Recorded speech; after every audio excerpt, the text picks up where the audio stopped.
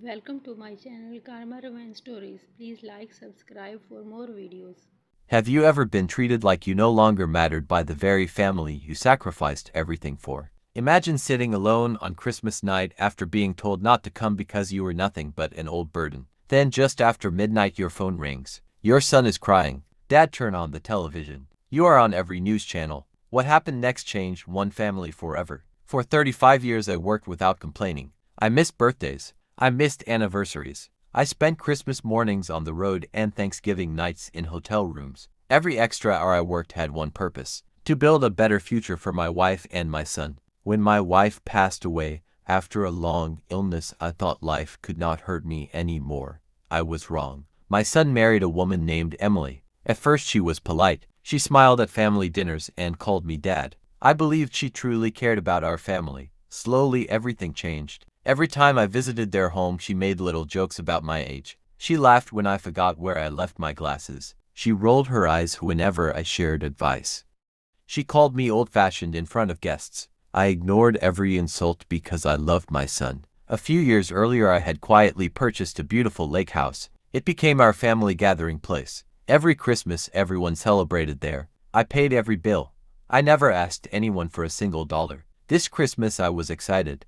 I bought gifts for everyone, including expensive toys for my grandchildren. The night before Thanksgiving, Emily invited everyone for dinner. The turkey looked perfect. Everyone laughed around the table. I thought it would be a peaceful evening. Then Emily placed her fork on the plate and looked directly at me. She smiled. "Do not bother coming to the lake house this Christmas. We want a younger, happier holiday. Nobody wants to spend Christmas listening to an old grumpy man complain." The room became silent. I looked at my son. He lowered his eyes. Nobody defended me. Not one person. I quietly folded my napkin. I wished everyone a happy holiday. Then I walked out without raising my voice. Outside I sat in my truck for almost an hour. For the first time since losing my wife I cried. The next morning I called my property manager. "Please cancel every Christmas reservation at the lake house." He sounded surprised. "Are you sure?" "Yes." Then I made one more phone call. I contacted a veterans charity that helped homeless military families during the holidays. I offered them the lake house completely free for Christmas week. They accepted immediately. I asked them to tell nobody who donated it. That evening I stayed late at my office. Christmas lights decorated every building outside. Families celebrated together. I sat alone eating a sandwich while finishing paperwork. Around 11:45 I received dozens of missed calls. I ignored them. At 12:01 my phone rang again. This time it was my son. "Dad, please answer." His voice was shaking. "Dad, you are everywhere on television. What have you done?" I turned on the office television. A national news station was covering a Christmas charity event. The reporter stood in front of my lake house. Behind her dozens of military families carried gifts inside. Children laughed in the snow. Parents hugged volunteers. The reporter explained that an anonymous businessman had donated the luxury property so families with nowhere else to go could celebrate Christmas together. Then one little girl appeared on camera. She held a teddy bear tightly. She smiled through tears. She said this was the first real Christmas she had ever experienced. The camera showed every room filled with children opening presents. My eyes filled with tears. Then the reporter revealed my name. Someone from the charity had accidentally thanked me during a live interview. Within minutes, social media exploded.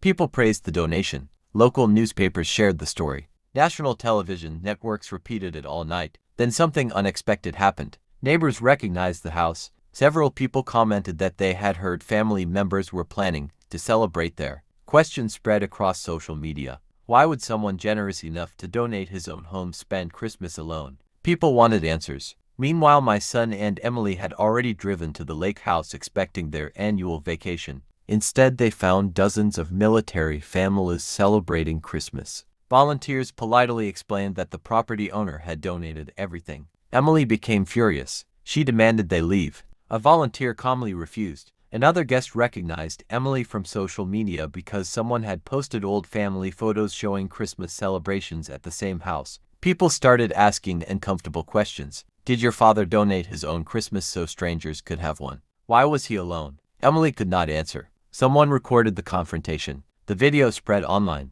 My son later admitted people looked at them with disappointment instead of sympathy. He called me again. "Dad, where are you?" "At work." "Alone? Can we come see you?" I said yes. An hour later they entered my office. Emily was crying.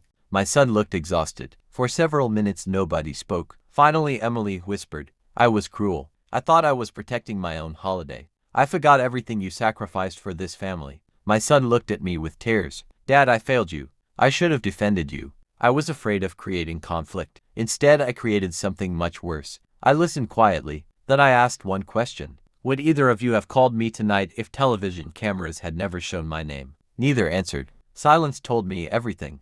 I stood up. I walked toward the window. Snow covered the empty streets. I remembered every overtime shift, every school event I missed, every promise I made to provide a better life. Finally, I turned around. I forgave them, but forgiveness does not erase consequences. The lake house would never again belong to family tradition. Every Christmas from that year forward it would be donated to military families and families facing hardship. That decision would never change. Emily cried harder. My son nodded slowly. He understood. Over the following months something surprising happened. Instead of talking about family drama, people remembered the children. Businesses donated gifts. Local restaurants donated meals. Doctors volunteered free medical checkups. Hundreds of volunteers joined every Christmas. The event became larger every year. Thousands of families experienced hope because one painful dinner changed everything. Years later, my grandchildren asked why strangers celebrated Christmas at Grandpa's lake house every year. I smiled. Because a home becomes truly valuable only when it gives people hope. That became the greatest family tradition of all.